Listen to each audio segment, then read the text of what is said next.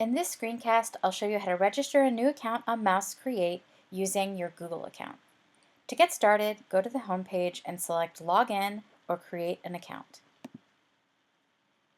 You have two options to join, which will affect how you log in to Mouse Create in the future.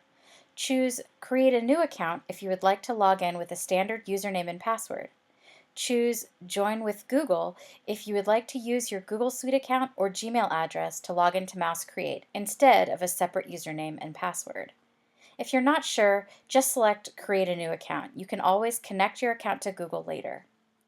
For this screencast, I'll show you how to join with Google. After selecting this button, it will ask me to authenticate with Google by entering the email and password for my Google account. If you use G Suite for Education, you may be directed to an additional interface to confirm your account. After authenticating through Google, you will return to Mouse Create to complete the account registration process. Select what type of account you'd like to make. I'll make a student account. Select a username or display name for your account, which will appear next to your comments and submissions. Add in a first name and a last name or a last initial.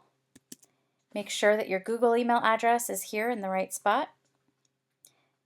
Confirm your age, and then you can optionally share information about who you are or simply skip it. Confirm that you have read and agree to the terms of service, and select Register.